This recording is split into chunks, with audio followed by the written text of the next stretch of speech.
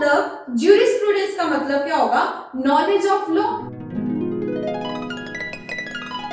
तो लो जी, आप सबकी रिक्वेस्ट के ऊपर आ गई है ज्यूरिस्प्रूडेंस की सीरीज। ज्यूरिस्प्रूडेंस के लेक्चर्स जितने भी अपलोड मैं करती जाऊंगी, साथ में प्लेलिस्ट बना दूंगी जैसे कॉन्ट्रैक्ट और टॉट्स की बनाई है, ठीक है। और उसका लिंक आपको डिस्क्रिप्शन बॉक्स के साथ साथ यहाँ आई बटन पे मिल जाएगा, तो वहां पे जाकर ज्यूरिस्प्रूडेंस के आपको और भी लेक्चर्स मिल जाएंगे, ठीक है। इसके अलावा कॉन्ट्रैक्ट और टॉट्स की पूरी प्लेलिस्ट अपलोड हो चुकी है, उसके लिंक्स भी डिस्क्रिप्शन बॉक्स में मैं डाल दूंगी, ठीक है। अभी शुरू करते हैं आज का लेक्चर। लेकिन आपको बता दूं कि आप मुझे इंस्टाग्राम के ऊपर फॉलो कर सकते हैं, क्योंकि इंस्टाग्राम के ऊपर मैं बहुत सारे लीगल अपडेट्स डालती रहती हूँ, ठीक है। सो लीगली अपडेटेड रहिए।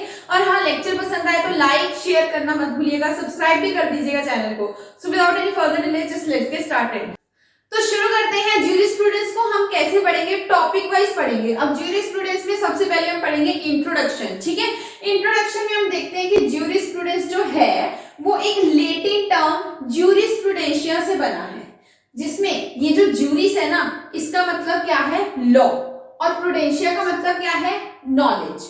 तो इसका मतलब ज्यूरिस्प्रूडेंस का मतलब क्या होगा, knowledge of law. I hope आपको इसका जनरल मीनिंग तो क्लियर हो गया।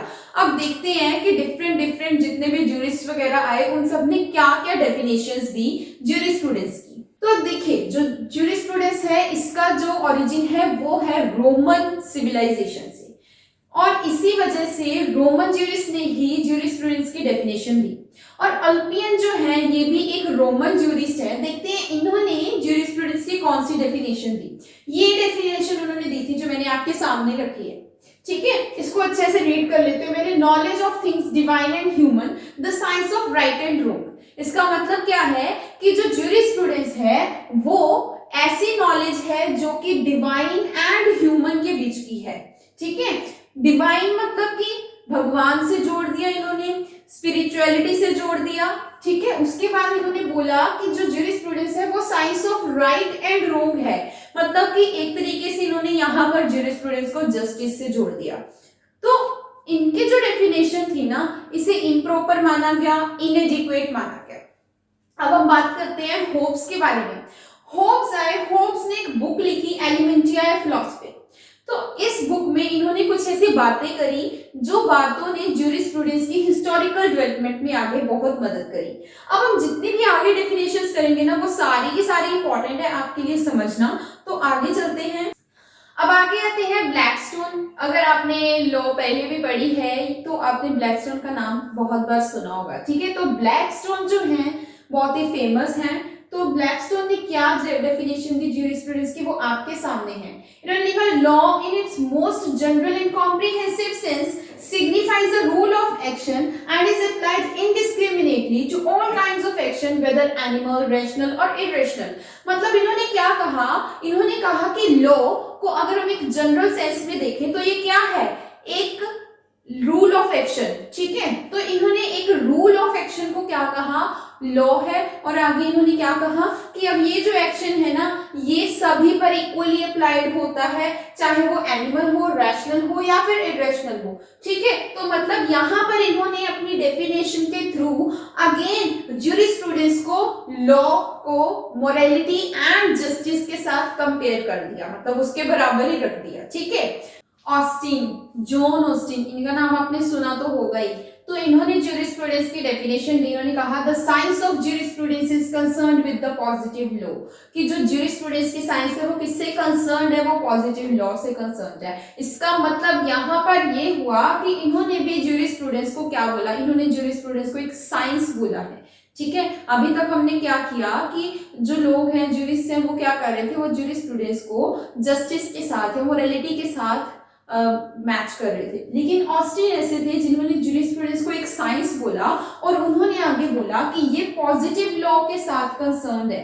तो पॉजिटिव लॉ क्या है, पॉजिटिव लॉ है जो एक पॉलिटिकल सुपीरियर ने, एक बंदा जो कि पॉलिटिक्स में है, उसने एक लॉ बनाया है और वहां के लोग उसे ओबे भी करते हैं, उसे मानते भी हैं, ठीक है। तो मतलब वो कहते हैं कि ज्यूरिस्प्रूडेंस उस लॉ के साथ कंसर्न्ड है, ठीक है।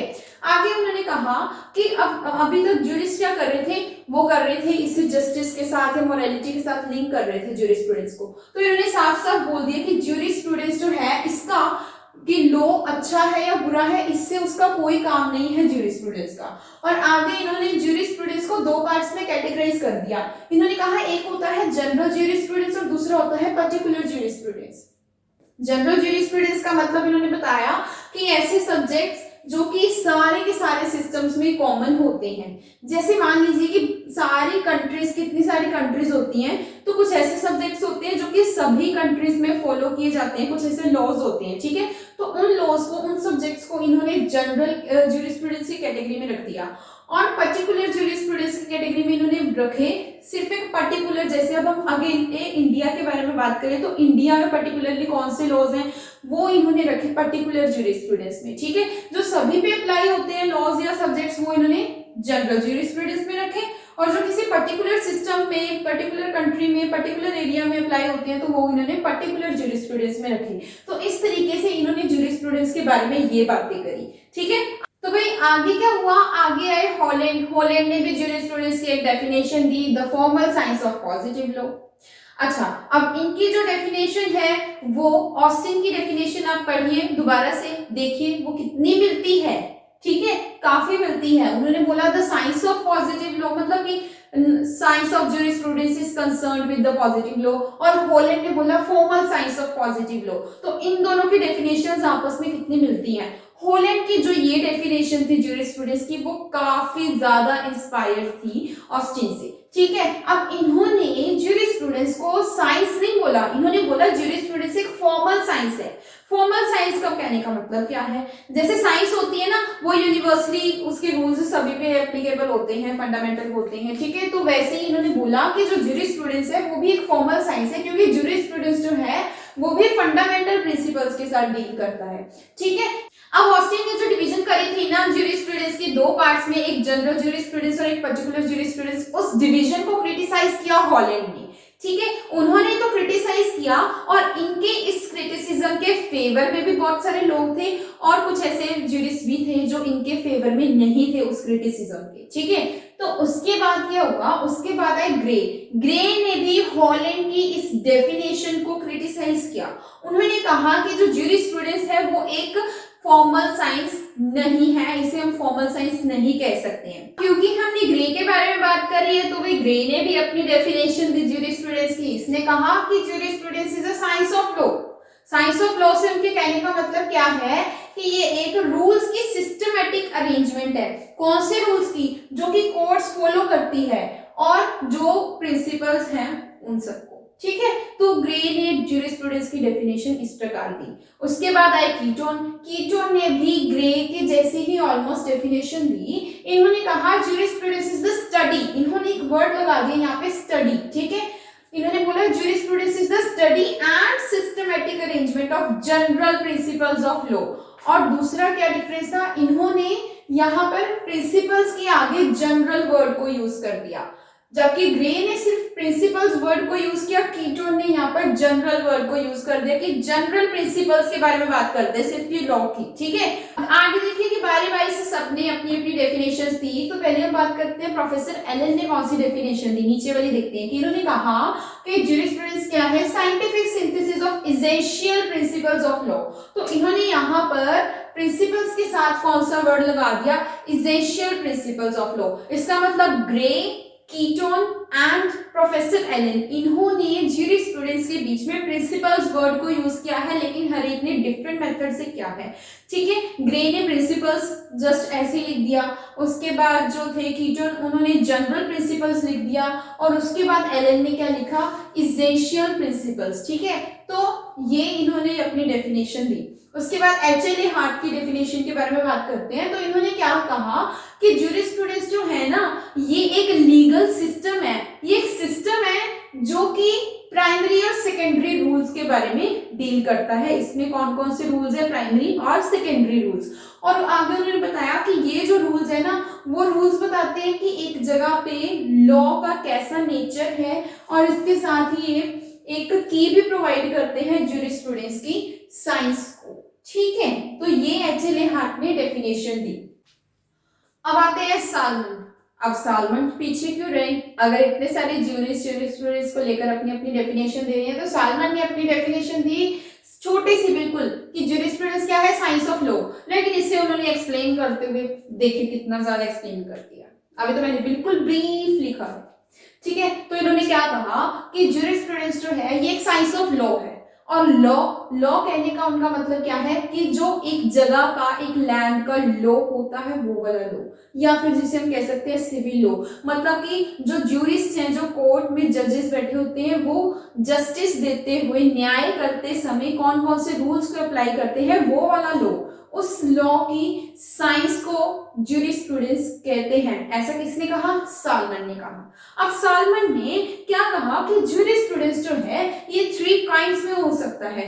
3 काइंड्स में कैसे हो सकता है? जैसे कि एक होती है एक्सपोजिटरी, दूसरी है लीगल हिस्ट्री, और तीसरी है द साइंस ऑफ लेजिस्लेशन, जो इन चीजों पे फोकस करती है, ठीक है। मतलब कि सबसे पहले जो है एक्सपोजिटरी वाली फॉर्म, हम इसकी वो वाली फॉर्म पढ़ लेते हैं। तो ज्यूरिस्प्रूडेंस की एक फॉर्म है एक्सपोजिटरी, मतलब कि एक जगह का जो एक्चुअल में लीगल सिस्टम है एट प्रेजेंट, उसके बारे में स्टडी करना, दैट इज एक्सपोजिटरी ज्यूरिस्प्रूडेंस। दूसरी जो इसकी फॉर्म है वो है लीगल हिस्ट्री, कि जो अभी एक्चुअल में इसका सिस्टम है, एक जगह का एक्चुअल में जो लॉ है उसके पीछे की हिस्टोरिकल डेवलपमेंट के बारे में पढ़ना, कि ये लॉ कैसे बना, उसकी हिस्टोरिकल डेवलपमेंट के बारे में पढ़ना, that comes under legal history, ठीक है। नेक्स्ट इन्होंने बताया एक होती है साइंस ऑफ लेजिस्लेशन। तो साइंस ऑफ लेजिस्लेशन में इन्होंने बताया कि लॉ इन फ्यूचर कैसा होना चाहिए, ठीक है। तो उस चीज के बारे में अगर हम पढ़े या बात करें, that is the science of legislation, ठीक है। तो इन्होंने इस तरीके से 3 फॉर्म बताई, जो एक एक्चुअल लीगल सिस्टम के बारे में स्टडी करती है, दूसरी उसकी हिस्टोरिकल डेवलपमेंट के बारे में बात करती है, और तीसरी फ्यूचर में कि कैसा लॉ होना चाहिए उस चीज के बारे में बात करती है।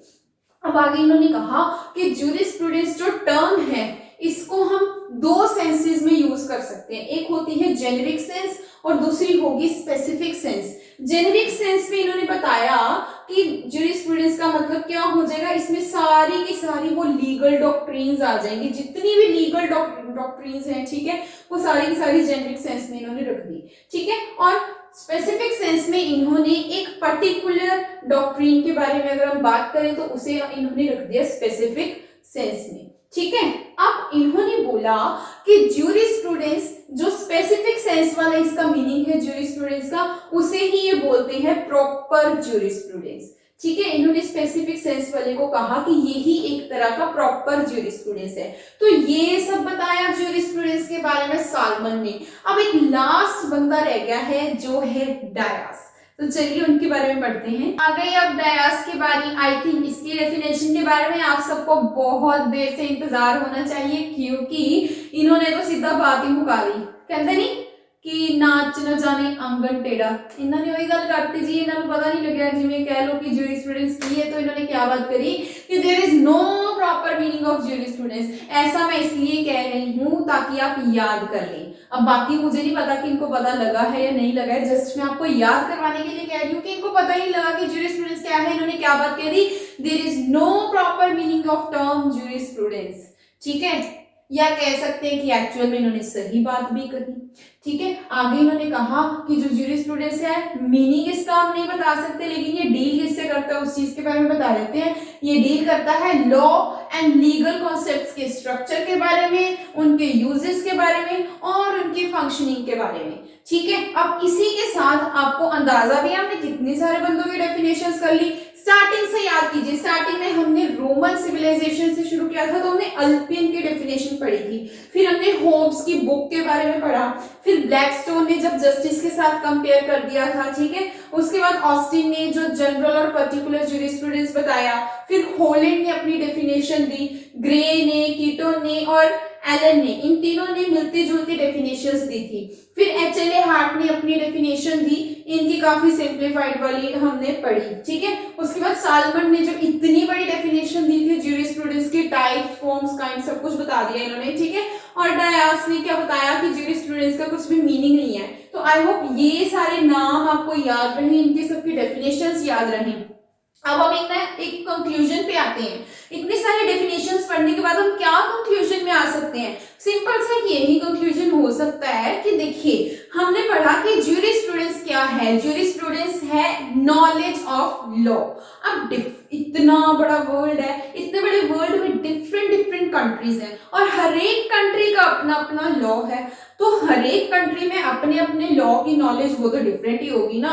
तो इसलिए हर एक कंट्री में ज्यूरिस्ट टू ज्यूरिस्ट ज्यूरिस्प्रूडेंस का मतलब डिफरेंट हो सकता है। ठीक है। दूसरा, लॉ की जो लीगल डेवलपमेंट है, पीछे जो हिस्टोरिकल डेवलपमेंट है, ठीक है, इसके अलावा लॉ किस कंट्री में क्या मतलब है, लॉ की डेफिनेशन भी इतनी ज्यादा वाइड है क्योंकि डिफरेंट कंट्रीज में डिफरेंट कल्चर्स के हिसाब से डिफरेंट लोग हैं, उसकी हिस्टोरिकल डेवलपमेंट भी डिफरेंट है। तो इसलिए ज्यूरिस्प्रूडेंस के मीनिंग्स डिफरेंट पर्संस के लिए डिफरेंट भी हो सकते हैं और ये बहुत डिफिकल्ट टास्क है ज्यूरिस्प्रूडेंस की एक यूनिवर्सल डेफिनेशन फॉर्म करना। इसके साथ ही जो लॉ है वो डिफरेंट डिफरेंट कंट्रीज में डिफरेंट डिफरेंट तरीके के साथ आगे डेवलप हो रहा है। ठीक है। उस हिसाब से अगेन इसकी ज्यूरिस्प्रूडेंस की डेफिनेशन में वेरिएशंस आ सकती हैं। तो एक ये जायज सी कॉन्सेप्ट आपको समझ आ गया कि ज्यूरिस्प्रूडेंस की एक यूनिवर्सल डेफिनेशन फॉर्म करना हम ये कह सकते हैं कि बहुत मुश्किल है। मोटा मोटा समझने की बात करें तो जो मैंने आपको पहले बताया था कि ज्यूरिस्प्रूडेंस का मतलब क्या है, knowledge of law. I hope आपको आज का लेक्चर क्लियर पसंद आया तो प्लीज सब्सक्राइब कर लीजिएगा और मुझे इंस्टाग्राम के ऊपर फॉलो भी कर लीजिएगा। वहां पे मैं आपके साथ लीगल अपडेट्स शेयर करती रहती हूँ। ठीक है। हम मिलेंगे अपने नेक्स्ट लेक्चर में, तब तक के लिए बाय बाय गाइस। कोई भी प्रॉब्लम कोई भी डाउट हो तो आप मुझे नीचे डिस्क्रिप्शन बॉक्स में पूछ सकते हैं। और हाँ, ज्यूरिस्प्रूडेंस के भी आपको साथ बाय टॉपिक आपको नोट्स मिल जाएंगे। ठीक है। नोट्स पेड होंगे। ठीक है। पेड नोट्स आर अवेलेबल और अगर आपको ये नोट्स लेने हैं तो आप मुझे इंस्टाग्राम के ऊपर कांटेक्ट कर सकते हैं। ठीक है। हम मिलते हैं अपने नेक्स्ट लेक्चर में, तब तक के लिए bye bye guys. Stay healthy and take care. Bye bye.